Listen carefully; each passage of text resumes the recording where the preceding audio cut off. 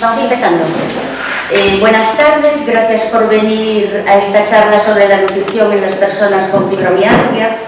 Como sabéis, la fibromialgia no es solo dolor, tiene asociadas otros síntomas que empeoran nuestra calidad de vida. Entre ellos están los problemas digestivos como colon irritable, reflujo, etc. Por eso, cuidando la alimentación podemos mejorar estos síntomas y aliviar las molestias que sufrimos en el día a día. Las ponentes, son dos nutricionistas del Complejo Hospitalario Universitario de Orense, a las que agradecemos su participación. Marta Cid Fernández, diplomada en Nutrición Humana y Dietética por la Universidad de Navarra, PECAI, me ha dicho que se lee así, sí. Hasta ahora en diversos servicios desde el año 1997. Y Alba García Cid, diplomada en Nutrición Humana y Dietética por la Universidad de Valladolid, 10 años de experiencia como nutricionista en el sector privado. En 2022 sus caminos se juntaron. Primera promoción de nutricionistas en el Sergas y ojalá lleguen para quedarse. Les une la pasión por la nutrición, el abordaje integral que hacen del paciente, ya que la alimentación no funciona si no es en compañía de un buen descanso, un sueño reparador, una dosis de movimiento y una calidad de vida óptima, donde la gestión, la ansiedad y el estrés es fundamental. Espero que con esta charla podamos tener respuestas a dudas y consejos que nos ayuden en nuestro día a día. Y ya sin más, todo vuestro. Bueno, pues muchísimas gracias a la asociación por permitirnos aportar un pequeño granito de arena para poder mejorar la calidad de vida y por a la Fundación por permitirnos estar aquí y tenernos esta instalación para poder hacerlo. Vale, hoy venimos a hablar de fibromialgia y alimentación. Vamos a tratar un poco en qué consiste la fibromialgia, aunque ustedes sabrán mejor que yo qué es la fibromialgia, cómo podemos abordarla a través de una alimentación antiinflamatoria y saludable y cómo podemos hacer para mejorar la calidad de vida con otras técnicas de apoyo, gestión emocional, etc. Bueno, ya es Alba, yo soy Marta, yo estoy en el Centro de Salud Nova Santos y ya está en el Centro de Salud de Aconte. Es un proyecto piloto que ha surgido en el Sergas para ver si desde la educación nutricional, desde la prevención en toda la ciudadanía, podemos abordar los grandes problemas de obesidad, de diabetes mellitus, de insuficiencia renal, que incluso post-pandemia se ha hecho mucho más evidente debido al aislamiento que supuso todo ese tiempo que estuvimos, ¿vale? Podría abordar la fibromialgia y ahí incluyo también otro tipo de síndromes que comparten muchas cosas, como es el síndrome de fatiga crónica y que van muchas veces también en correlación con el sistema digestivo, es decir, con enfermedades de pues, un SIBO, un síndrome de intestino irritable, un sobrecrecimiento bacteriano y todo ello, todo está relacionado porque, como sabéis, hay un eje intestino-cerebro, un eje intestino-hipófisis, un eje intestino-hígado, es decir, está todo conectado. El funcionamiento del cuerpo humano no es digestivo, solo digestivo, muscular, solo muscular, no, funciona todo en conjunto, ¿vale? Y las cosas más prevalentes y que más coexisten con la fibromialgia, aparte de ser los dolores musculares, articulares, es los problemas digestivos que hay, una inflamación de bajo grado. No sé si sabéis lo que es la inflamación de bajo grado, pues es, por ejemplo, el haber sostenido pues, una serie de malos hábitos alimentarios durante mucho tiempo, el haber dormido mal por distintas causas, el tener una carga mental excesiva, demasiada información en la cabeza, demasiado problema en la cabeza que no sabemos cómo gestionarlo. Vale, pues eso conlleva pues, a que nuestro sistema inmunológico se altere nuestro sistema digestivo, la microbiota también se altere y por supuesto también influye la alteración del sistema endocrino, es decir, la tiroides. Cuando hay una disbiosis intestinal, es decir, en el intestino hay unos microbios que viven en simbiosis, ¿vale? Como viven amiguitos, ¿no? Unos a expensas de otro.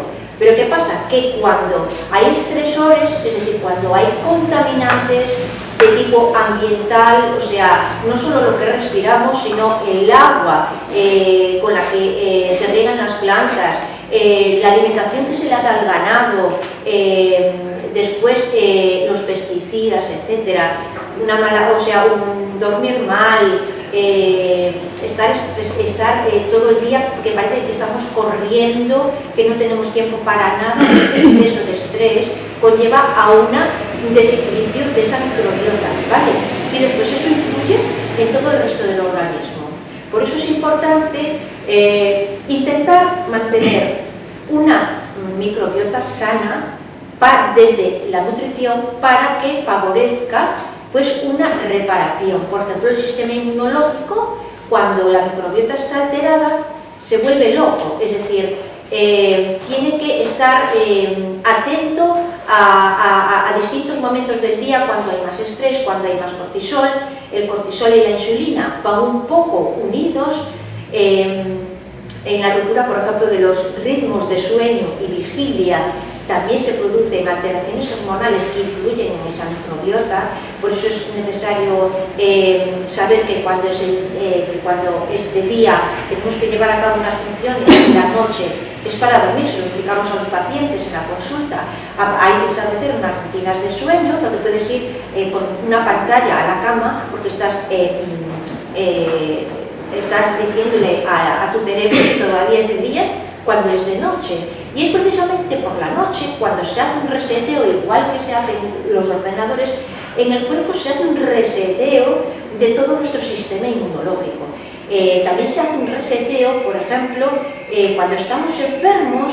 Por ejemplo, ¿por qué explicáis que cuando estamos enfermos se nos quita el apetito? ¿Por qué? Porque la energía del cuerpo no va hacia el sistema digestivo, sino que se traslada toda a curar esa enfermedad, es decir, a ayudar al sistema inmunológico a producir antiinflamatorios propios del cuerpo, aparte de los medicamentos, para que se solucione. Por eso se nos quita el apetito. ¿Por qué también está relacionado la microbiota pues, con el sistema digestivo? ¿Quién no le ha pasado que se ha preparado para un examen o va a una oposición y 2 días antes ese intestino, vamos, no hay quien lo tolere, porque no sé, por eso está conectado? Y también a nivel hormonal nos afecta sobre todo a las mujeres, porque tenemos muchos cambios hormonales a lo largo de pues, el ciclo de la menstruación o con la llegada de la menopausia, ¿vale? Entonces, también habréis visto pues, que la menstruación a veces se retrasa o se adelanta en función del estrés que tengamos, ¿vale? Por eso, a través de la alimentación antiinflamatoria, tenemos que intentar mantener esa microbiota sana, ¿vale? Todas esas, la fibromialgia y todas las enfermedades que tienen un exceso de sensibilidad central, es decir, que es el dolor, que es un dolor físico y un dolor emocional también, que ataca no solo a músculos, a articulaciones, a la piel incluso, sino también a las vísceras, porque las vísceras también duelen. Y duele, que se lo digan a quien tiene una colitis, si duele o no duele. Entonces, debemos tratar de llevar una alimentación antiinflamatoria para que tenga todos los minerales y vitaminas necesarios para el sistema inmune. Normalmente todas estas enfermedades cursan con fatiga crónica, ¿vale? ¿Por qué? Porque hay una disfunción de las células, es decir, las células necesitan energía, ¿vale? Y como están alteradas, hay una sensibilidad del dolor, hay mensajes continuos al cerebro de hay dolor, hay dolor, hay dolor, hay dolor. Llega un momento en que el feedback Sabéis lo que es, bueno, os explico, el feedback es la respuesta que nuestro propio organismo tiene para cortar esas señales de que vamos a recuperar la normalidad, pues acaban rompiéndose esas señales. Entonces, por eso aparece la fatiga crónica, porque por mucho que comamos, las células no saben utilizar esa energía, ¿de acuerdo? Los trastornos del sueño, por lo que os he dicho del horario circadiano, la noche y el día, saber organizar el tiempo de tal manera que a cierta hora pues estemos durmiendo y el resto del día lo dediquemos pues, a hacer otras labores, ejercicio físico, comer, ocio, etc. Sabemos que cada vez que nos comemos, comas lo que comas, te vas a inflamar, pero es una inflamación buena, es decir, el sistema inmune está ahí preparado para detectar a ver si lo que ha entrado en tu barriga, lo que ha entrado en tu boca es bueno o malo. Entonces, ¿qué pasa? Si estamos comiendo todo el día, ese sistema digestivo está todo el rato trabajando y ese sistema inmune está todo el rato a expensas de ver lo que pasa. Por eso hay una hiperestimulación del sistema inmune, ¿de acuerdo? Por eso a veces también se producen problemas en la tiroides, acaba atacando a la propia tiroides, produciéndose un hipotiroidismo o un hipertiroidismo y por supuesto problemas digestivos. Si no tomamos los alimentos adecuados, faltos de fibra, etcétera, ¿qué podemos provocar? Podemos provocar pues, que haya pues, un desequilibrio de esa microbiota, que se haga el intestino permeable, porque si estamos con tanto estrés, que muchos pacientes nos dicen, es que solo tengo 10 minutos para comer. Claro, 10 minutos para comer no te da tiempo de comer, te da tiempo de engullir. Y si engulles, el primer paso para que un alimento se convierta en nutriente es su salivación. Es decir, que si no va bien masticado ni va bien ensalivado y atacado por los enzimas, llega al tracto intestinal y la digestión cuesta muchísima energía haciéndolo así. Entonces, claro, llega al intestino trozos más grandes y es cuando se provoca un intestino permeable, y al haber un intestino permeable, es decir, que deja huequecitos en medio para que entren patógenos, microbios, trozos de gluten, proteínas que son alérgenas, etcétera, pues eso se conecta con el cerebro. Por eso hay esos estados de ánimo tan fluctuantes, porque al haber una inflamación en el intestino hay una neuroinflamación, es decir, inflamación en el cerebro. Por eso es bidireccional. Y también por ciertas intolerancias químicas, al ser, estamos expuestos a muchos metales procedentes, pues o bien de los tóxicos, de las pinturas, de los productos de limpieza, de lo que hay en la atmósfera, porque suelen ser pacientes, o soléis ser pacientes que tenéis mucha farmacología encima, mucho fármaco, que a veces también es necesario, pero también produce a veces ese estado de fatiga, porque no deja que esa energía de la célula ejerza su función correcta sobre el sistema inmune.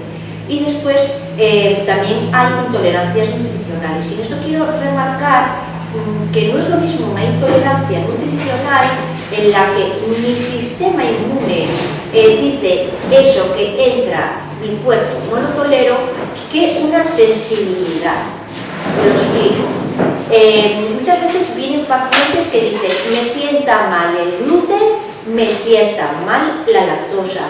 Se le hacen pruebas analíticas, los valores dan normales, no hay alteraciones. Pero ¿qué pasa? Que esa persona es sensible. Como yo puedo ser sensible al frío y ella es sensible al frío, pero yo necesito una térmica y ella necesita una térmica y aún encima un forro polar. Es decir, nuestro cuerpo tiene diferentes sensibilidades, responde de diferente manera a ciertas proteínas que son más alérgenas, como nos va a explicar ella después.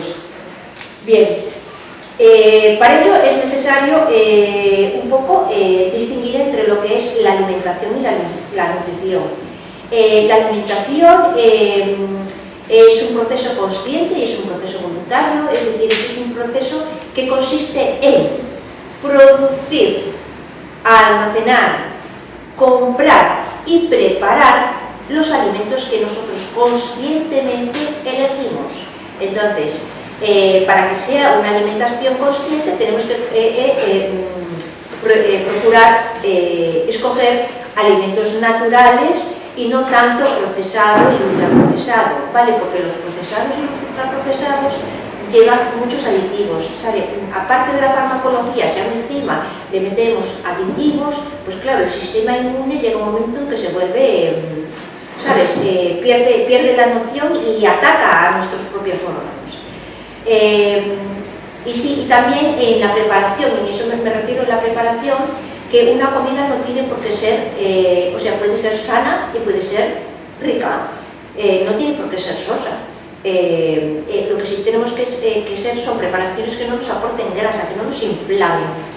Y la nutrición es el proceso por el cual esos alimentos, una vez que entran en nuestro organismo, pues nuestro organismo los va a desgregar mediante las enzimas en moléculas más pequeñitas para que puedan ser absorbidas por el intestino, ¿vale? Y eso ya es un proceso involuntario. Una vez que entra en la boca ya no podemos hacer nada, va para abajo y ahí se disgrega todo. Bien. Es decir, yo puedo estar bien alimentada y hoy en día, en este ambiente obesogénico en el que vivimos, en el que hay alimentos hiperpalatables con muchos azúcares, mucha sal, mucho aditivo, y tener en cuenta que el hombre, a ver, nosotros tenemos unos genes ancestrales todavía, ¿vale?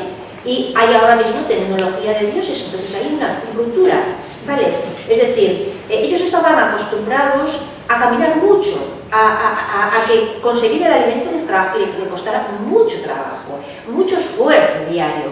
Y cuando comían, pues cuando cazaban y tal, lo comían enseguida y lo comían todo. ¿Por qué lo comían todo?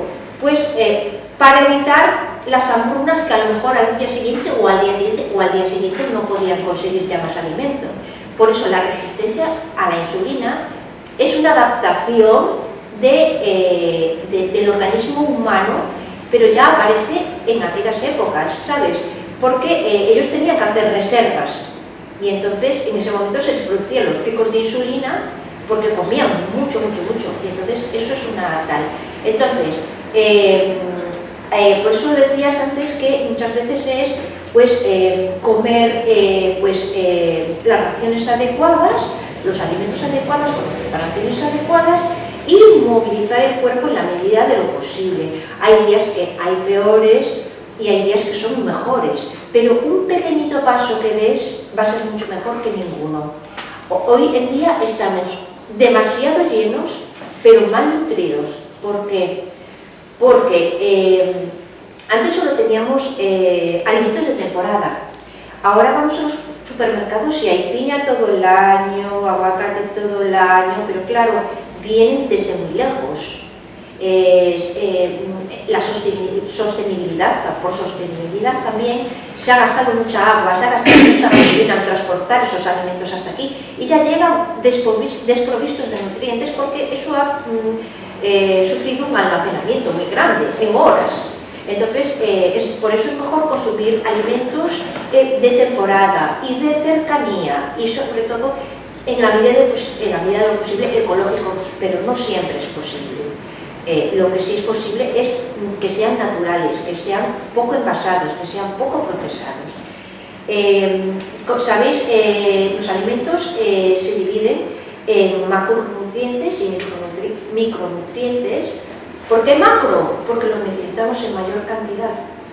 Esos son los hidratos de carbono, las proteínas y las grasas, ¿vale? Y después tenemos los micronutrientes, que los necesitamos en menos cantidad, pero no por ello menos importantes, porque los micronutrientes forman parte de muchas estructuras del sistema inmunológico, de muchas hormonas y de muchas vitaminas, ¿de acuerdo?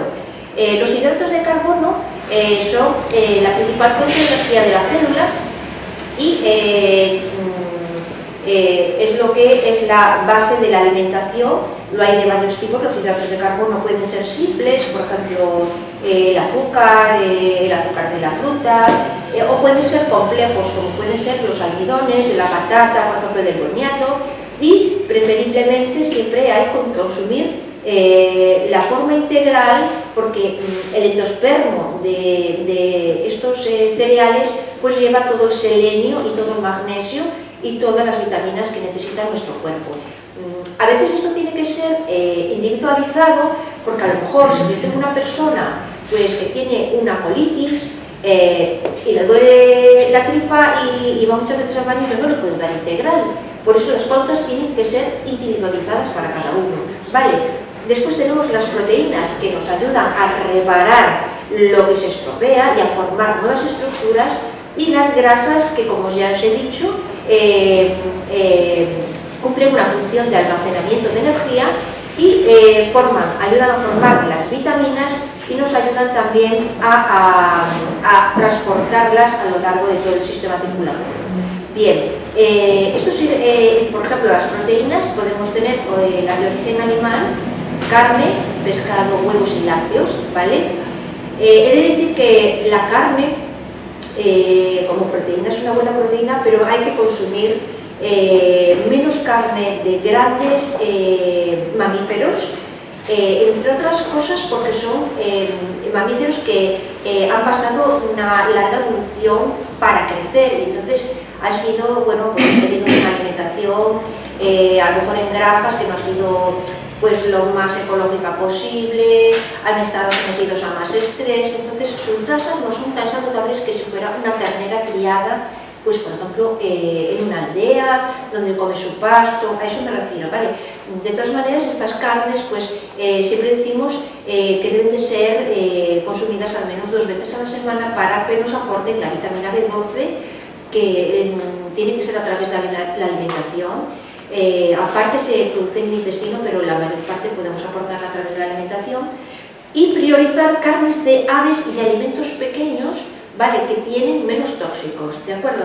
Después el pescado, priorizar pescados azules de tamaño pequeño, de pesca sostenible, que sean de temporada, ¿vale?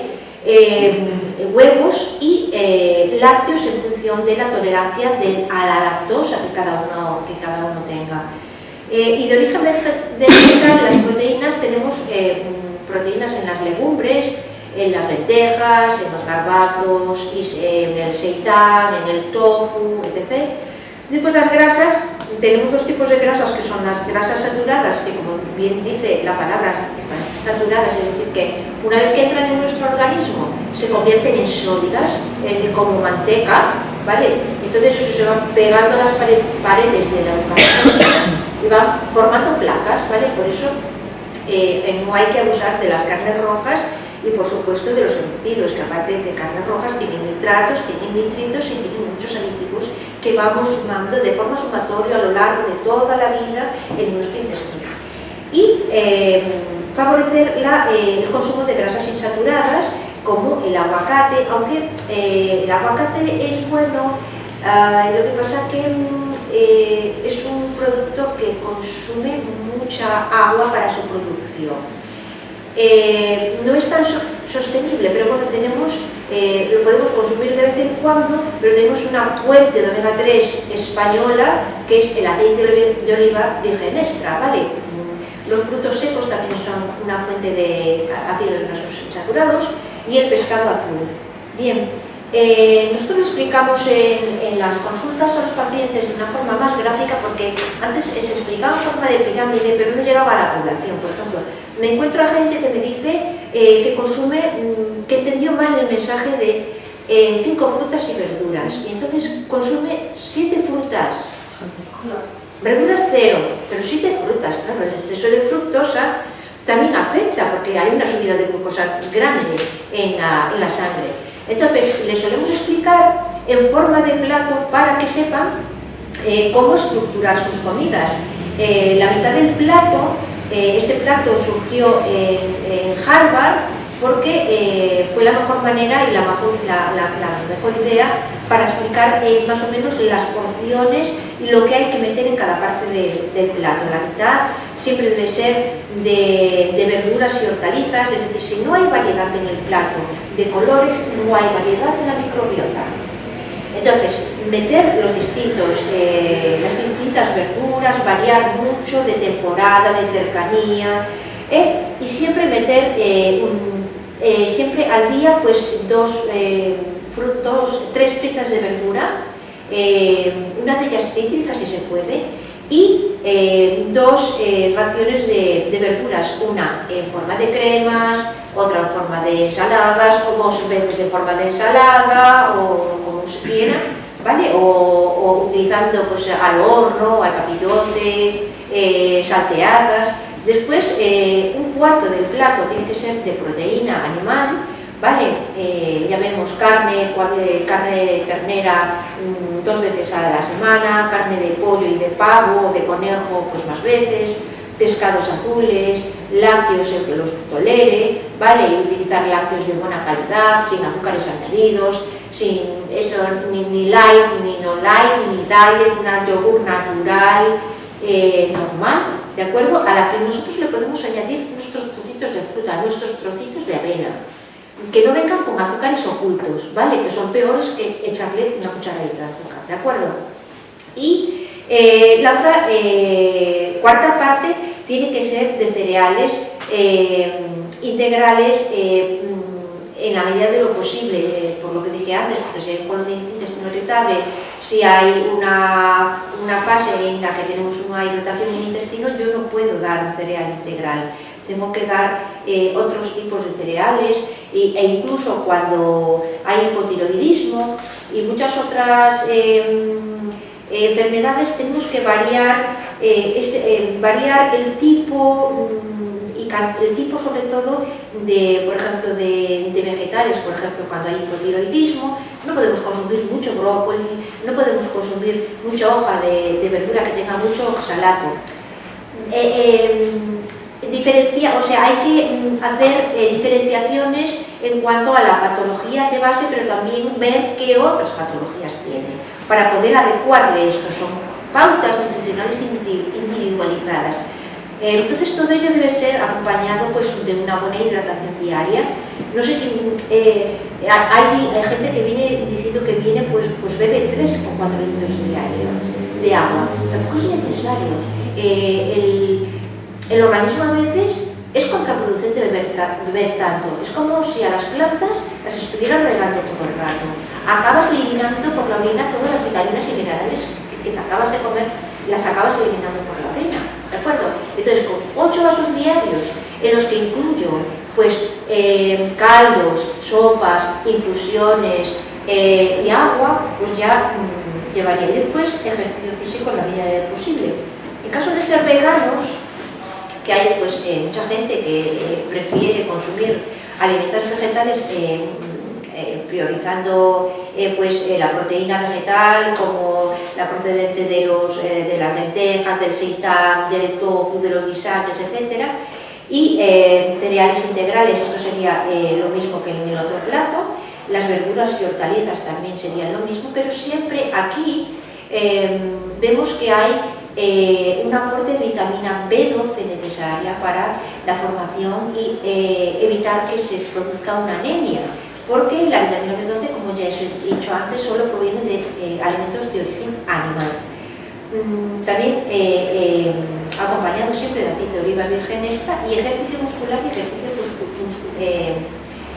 de fuerza, porque como sabéis, llegada a una edad, por causas ya naturales, nuestro organismo cambia, nuestro metabolismo cambia, hacemos menos gasto, va cambiando de más músculo a menos músculo y más grasa. Entonces eso hay que trabajarlo, porque si dejamos que todo el músculo se convierta en grasa, es cuando hay una inflamación de esas células grasas, y es lo que provoca todo la alteración del sistema inmune, del sistema endocrino, del sistema nervioso, etc. Aquí hay una frecuencia de consumo de alimentos que ya veis que en la base de la pirámide, como mínimo 3 frutas al día, no hay tampoco que superar ese umbral de 3 frutas al día, pero bueno, si tenemos resistencia a la insulina porque tenemos un síndrome de ovario poliquístico o tenemos resistencia a la insulina porque en este momento tenemos pues, un sobrepeso, pues si nos entra un poquito de hambre, que también hemos de entender al cuerpo y saber qué tipo de hambre, si estamos sintiendo hambre física, si es un hambre emocional, si es un hambre celular, si es un hambre visual, si es un hambre olfatoria, es decir, cuántas veces pasamos por el lado de una cosa y solo por el olor ya sentimos el hambre, no es un hambre real, el hambre real duele en el estómago. Lo demás es hambre emocional, ¿vale? Entonces hay que tratar de, cuando nos entran esos antojos, parar y decir, ¿de dónde proviene este hambre? A lo mejor es sed. ¿O de dónde proviene este hambre? Porque estoy pensando en alimentos o porque he olido o porque me lo han recordado, ¿sabes? Vale. Entonces, las verduras, eso, variar mucho en colores para que haya una microbiota variada. La proteína, como he dicho, carne, 3 raciones por semana, pescado, mínimo de 3 raciones por semana, priorizando pescados azules y pequeños, y la legumbre, aumentar el consumo de legumbre por la proteína de tipo vegetal. El cereal, a ser posible, integral, ¿de acuerdo? Y lo más importante de todo, y sobre todo en fibromialgia, es que la grasa sea saludable, es decir, que sea procedente del aceite de oliva virgen extra en dosis adecuadas, de los pescados azules, de las semillas de chía y de lino previamente tratadas, es decir, remojadas o salteadas, porque tienen que echar esos aceites y esos ácidos grasos esenciales hacia afuera, porque si los comemos sin haberlas hidratado, pues no sirven de nada, o sea, el organismo no les va a sacar los aceites, por eso hay que tratarlas antes, hidratarlas o saltearlas, ¿vale? Tostarlas un poquito para que suelten esos ácidos grasos. Y los frutos secos como mínimo 3 días a la semana. Pero claro, hemos hablado de lo que sería ideal, pero ahora vamos a la realidad del día a día, de lo cual nos va a hablar nuestra Ana García. A ver.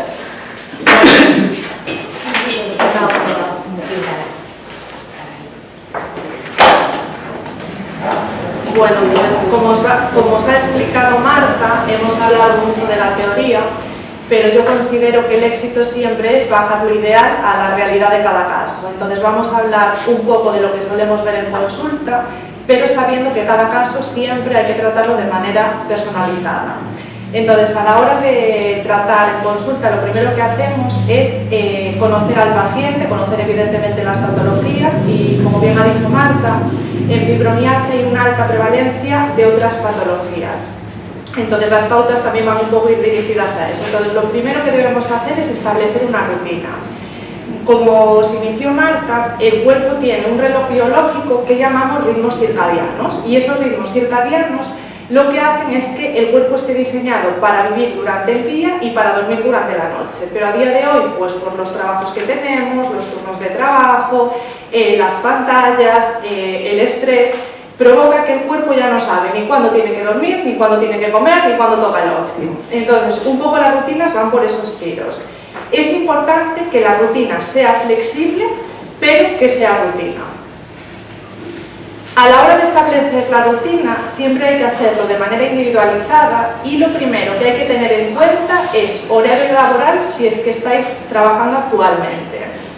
Muchas veces yo pregunto en consulta, ¿qué es lo prioritario para ti? Y muchas veces me dicen la familia. Pero en la realidad del día a día es que todo nuestro día a día va en base a un horario laboral a menos que haya una urgencia. Entonces siempre es muy importante conocer cómo es nuestro horario laboral y si por ejemplo hay turnos de trabajo, pues habrá que hacer diferentes rutinas, turno de mañana, turno de tarde, turno de noche. Luego es importante conocer cómo es nuestra dinámica familiar. No es lo mismo una persona que vive soltera a una persona que vive con más gente, a una persona que vive con gente independiente, que vive con gente dependiente. Entonces, para yo tener mi rutina, tengo que también contar con el resto si existe.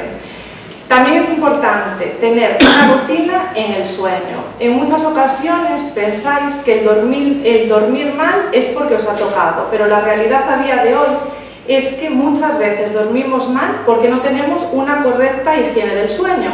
Entonces, a medida que aparece la noche, es importante que nosotros también nos adaptemos a la noche, que vayamos bajando revoluciones, que tratemos de cuidar lo que pensamos, lo que escuchamos, lo que vemos, lo que consumimos a última hora de la noche, para preparar el cuerpo para dormir. No va a ser una medida inmediata, pero sí que es cierto que si os educáis en una buena higiene del sueño, en pocos días, en pocas semanas, se duerme mejor y sobre todo se descansa mejor, que eso va a ser fundamental. Y por último, la parte que nos tocaría a nosotras sería establecer esa alimentación saludable. Pero como veis, para llegar a una alimentación saludable es importante tener en cuenta mi trabajo, mi dinámica familiar del día a día, cómo estoy durmiendo. Y a la hora de pautar una buena alimentación, siempre va a ser súper importante tener en cuenta mis preferencias, ¿vale? Entonces, aunque vamos a hablar de manera general, cada caso va a ser diferente. Bien, a la hora de establecer unas pautas en alimentación, como os recalcamos durante toda la charla, es importante que sean personalizadas. Bien dijo Marta que en fibromialgia coexisten otras patologías y es muy frecuente la patología digestiva. Incluso llegáis a consulta y mencionáis mucho, yo ya no es que quiera perder peso, es que tengo algo aquí que es que no lo soporto, es que va y viene, conforme va pasando el día va empeorando. Entonces seguramente que os suena familiar. Entonces sí que hay una alta prevalencia de patología digestiva que muchas veces no se llega a diagnosticar. Y por eso hay 3 apartados a nivel de alimentación que es muy importante tenerlos en cuenta. Por un lado serían las harinas, suele ser bastante efectivo limitar la harina de trigo y optar por otras harinas que, aunque tienen gluten, son mucho más digestivas, como puede ser una harina de espelta, una harina de centeno, una harina de trigo sarraceno. El trigo sarraceno no tiene gluten. Y optar por levaduras de masa madre, porque la levadura, cuando le añadimos en un pan, ¿qué hace la levadura? Hace que el pan esté más grande, más esponjoso. Pues ¿qué hace una levadura en un intestino donde la microbiota no está bien? Fermenta, entonces automáticamente hace que el intestino infle.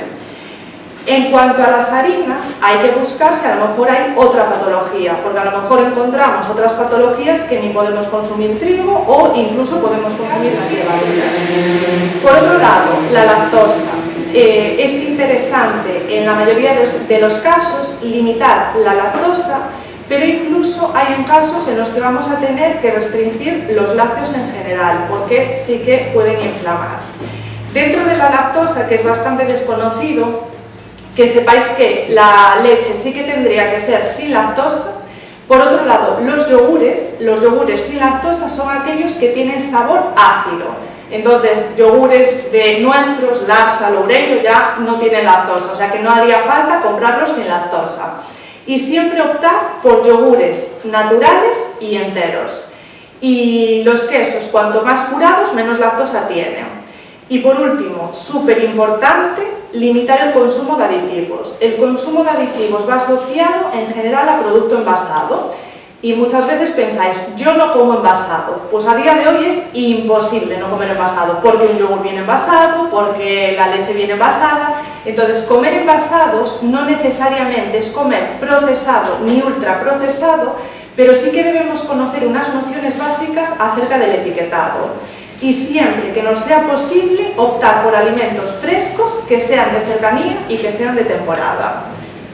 En fibromialgia, muy importante, como bien dijo Marta, hay que familiarizarse con hacer un consumo de grasa insaturada, porque esa grasa insaturada va a tener un aporte de antiinflamatorio. Entonces la fibromialgia lo que hace es inflama. Entonces si yo con la alimentación le voy dando de manera continua a antiinflamatorios, voy a sobrellevar mejor la situación. ¿Qué alimentos son antiinflamatorios? Los frutos secos, siempre optar por naturales y sin sal, nueces, avellanas, aguacate, pescado azul, que ahora tenemos mucho de temporada, incluso pescado azul se puede freír en un buen aceite y a la hora de añadir la harina, optar por una harina de garbanzo o si tenéis que tener alguna restricción a nivel de harinas, tener en cuenta que va con harina. Entonces, a ver si no vamos a tomar pan de trigo y metemos harina de trigo. Y luego aceite de oliva virgen extra. Bueno, las comidas principales, siempre tener en cuenta esa referencia sencilla que es el plato saludable. Y a la hora de cocinar, como bien dijo Marta, es súper importante comer con sabor. Comer sano no significa comer sin sabor. Y de hecho, si coméis sano pero coméis sin sabor, sí que vais a estar saciados, pero vais a estar insatisfechos. Y la comida es placer. Entonces, siempre cuando terminamos de comer, es importante que nos encontremos saciados, pero sobre todo satisfechos. Ese sabor lo podemos aportar con aceite de oliva virgen extra, con jugo de lima, jugo de limón y con especias. Las especias también son muy interesantes para alimentar la microbiota. También familiarizarse con el uso de cúrcuma, de pimienta, es interesante como antiinflamatorio. Y entre horas, bueno, siempre se nos dijo, durante muchos años se nos dijo que había que hacer 5 comidas al día, pero realmente a día de hoy no sabemos ni que el desayuno es la comida más importante, ni que hay que hacer 5 comidas al día.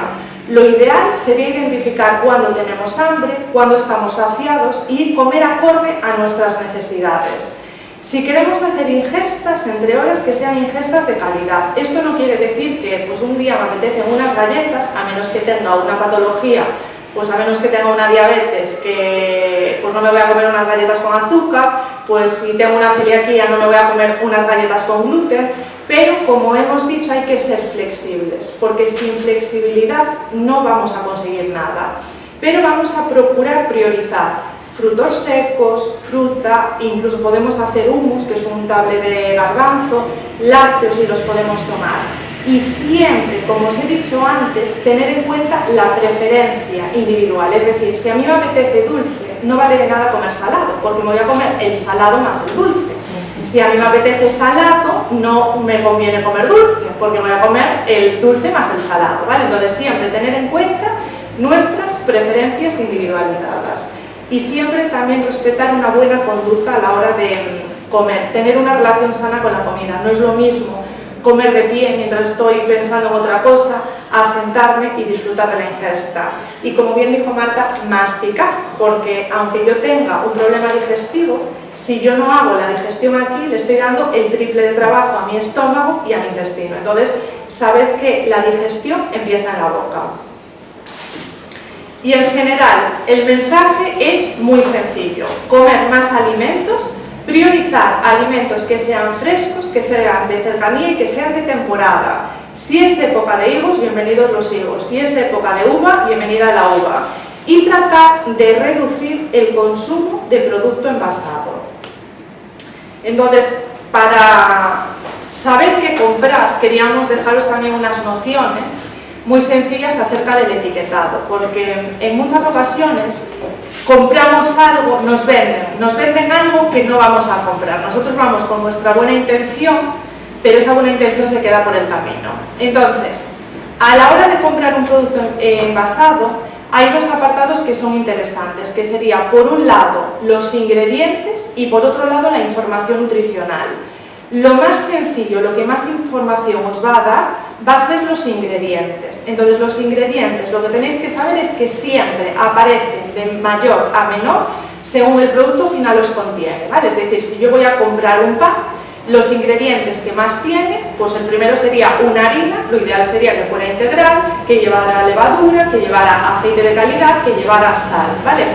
Y a menor número de ingredientes, cuantos menos ingredientes tiene el producto envasado, más probabilidad de que sea sano el producto, ¿vale? Normalmente los productos envasados que encontramos tienen un ancho de 10 centímetros y un largo de 5, ¿vale? Entonces eso ya si veis tanta letra, fuera. A la hora de identificar azúcar, que es algo que insistimos muchísimo, cuando se declaran los ingredientes, el azúcar no siempre aparece como azúcar. El azúcar aparece como destrosa, jarabe de, concentrado de. Entonces hay que saber que eso es también aporte de azúcar y que eso ya produce que el alimento vaya perdiendo calidad. Y luego las declaraciones que se hacen con la coletilla de light, 0%, bajo en sal, ya todo eso, ya si tiene esa palabra, yo creo que ya desecharlo. ¿Sí, no? Sí.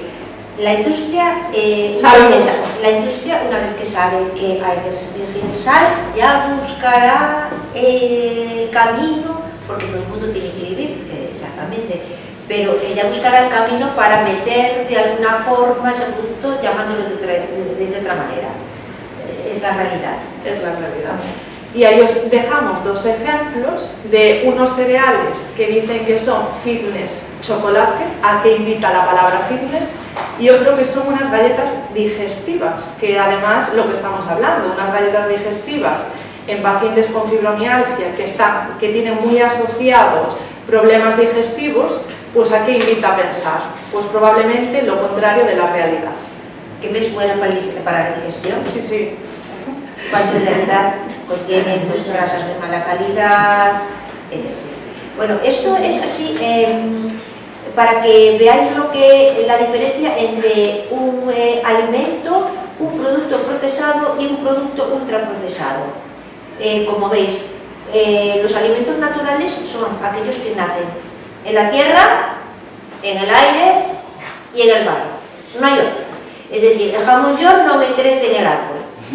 Ni la loncha de queso tampoco. Entonces, esto es un alimento natural, esto es un alimento procesado que podríamos consumirlo porque tiene pocos ingredientes, pero ya cuando tiene muchos ingredientes, muchos aditivos, debemos desecharlo por la cantidad de tóxicos que puede tener, ¿vale? Entonces, por eso siempre priorizamos comer lo más natural posible, evitando un exceso de procesados, ¿de acuerdo? Bueno, y os traemos dos ejemplos para que, bueno, que son muchos errores que vemos de manera habitual. Traemos por un lado un pan de molde que dice que es de trigo integral. Entonces, normalmente los pacientes vienen a consulta y dicen, consumo pan integral, ¿cierto, no? Bien, entonces, si vemos los ingredientes, decíamos que los ingredientes aparecen de mayor a menor según el producto final los contiene. Primer ingrediente, harina de trigo, harina integral de trigo de grano entero, 43%. Nos viene a decir que el trigo integral que lleva es en un 43%. El mismo envase que nos decía pan de molde trigo integral. Luego lleva agua y encontramos harina de trigo, que no especifica que es integral, con lo cual al no especificar que es integral, no es integral. Lleva aceite de semillas de girasol, levadura, gluten de trigo, sal, jarabe de arroz y malta de cebada, que eso habíamos dicho que era azúcar. Entonces, aunque yo en la apariencia vea que es trigo integral, tengo que tratar de leer los ingredientes. Y ya os hemos dicho que cuantos más ingredientes tiene, menos saludable es. Esto lo veis claro, ¿verdad? ¿Sí? Vale. Y luego hay otro yogur que, bueno, aquí el marketing también es muy bueno porque ya especifica, por un lado, que lleva yogur ecológico y por otro lado lleva fruta ecológica preparada en un 18%. Ya al hacerlo de manera separada cuesta un poco más la lectura. Entonces el yogur está hecho a base de leche pasteurizada ecológica de nuestras vacas y fermentos lácticos. Hasta ahí todo bien, que debería ser lo que lleva un yogur que consumamos habitualmente. Ahora bien, la fruta ecológica preparada está hecha de vainilla ecológica, azúcar ecológico, que como es ecológico es más sano. Es mentira, ¿eh? Era ironía. Almidón ecológico, algarroba ecológica, aroma natural de vainilla y zumo de limón ecológico, ¿vale? Entonces, la lectura que tenemos que hacer es completa. El producto ecológico, que antes hacía referencia también Marta a las carnes rojas, muchas veces no tienen ni que llevar el sello de ecológico. Pero saber dónde compramos. Si tenemos una carnicería de barrio, aunque no tenga el sello ecológico, probablemente conozca de dónde viene la ternera. Y muchas veces es mejor consumir una carne roja de una procedencia de cercanía a una carne blanca que pudo estar en granjas con demasiados antibióticos. Entonces esas cosas tenerlas en cuenta, que al final es sentido común. Bien, y una vez que hemos hablado de alimentación, a la hora de establecer la rutina es muy importante que la alimentación vaya acompañado de una buena gestión emocional. Sabemos que la fibromialgia es una enfermedad muy dura, es una enfermedad que se desconoce muchísimo y que muchas veces como que no se tiene en cuenta a la hora de tratarla, como que incluso profesionales pues no son conscientes de lo que es la fibromialgia y de lo que supone para una persona, porque no solamente es convivir con el dolor, sino que bueno, pues va muy asociado a estados de ansiedad, a estados de depresión, a la fatiga crónica, y eso dificulta mucho el día a día. Nosotros somos muy conscientes de ello, pero sí que es importante tener un apoyo, que yo me imagino que en la asociación al final también sois apoyo unos para otros, en casa, que entiendan la enfermedad y que nos sirvan también de apoyo para, al saber cómo cursa, que al menos tengamos, que nos hagan la vida un poco más fácil, que esto yo sí que me lo encuentro en consulta. Tengo una paciente que siempre viene con el marido y siempre me dice, yo lo llevo muy bien, porque en mi casa me acompañaron desde el diagnóstico, y sí que es cierto que es fundamental. Luego es muy importante el sueño de calidad, que os insistimos muchísimo. Con el sueño de calidad, pensad que el dormir es como la batería de un móvil. Entonces, cada noche tenéis que enchufar ese móvil, pero si ese enchufe no da corriente, o sea, si yo duermo pero no descanso, yo empiezo el día sin batería, y habrá noches malas, pero que haya noches malas tengo que también procurar tener cierta higiene, educación en el sueño para también conseguir noches buenas, ¿vale? Y luego el ejercicio físico. El ejercicio físico es complicado, pero es necesario. Ejercicio físico, sabemos que a día de hoy es muy importante el ejercicio de fuerza, que es muy importante estar en contacto con la naturaleza. Al final, si estamos todo el día, tenemos muy claro el ejemplo, si estamos todo el día escuchando los coches que estamos escuchando ahora mismo, te impregnas de ese ritmo. Entonces, cuando ves a la gente acelerar, cuando nosotros podemos ir a Madrid y ves a toda la gente en el metro, el primer día dices, madre, qué estresados, el segundo ya vas, pues inconscientemente nos pasa lo mismo. Y la naturaleza tiene el don de hacernos ir a su ritmo, no tenemos prisa. Entonces, el tener contacto con la naturaleza nos va a hacer mucho bien. Y por supuesto, lo más importante de todo es ser flexible. No todos los días son buenos, va a haber muchísimos días malos, somos conscientes de ello, pero todo lo que caminemos será un hábito a largo plazo. Entonces, 2 días no se puede, 2 días no se puede. Que un día me apetece comer dulce, me como dulce, trato de ser compasiva conmigo misma, y luego al día siguiente pues vuelvo a mi rutina, sin más. Y bueno, os hemos hecho un recetario por si lo queréis, entonces nos dais vuestro correo y os lo enviamos, ¿vale? Con nociones de lo que hemos dicho, de platos y de preparaciones también entre horas. Y terminamos con una frase que dice que la comida sea tu alimento y que tu alimento sea tu medicina. Bueno, y no sé si te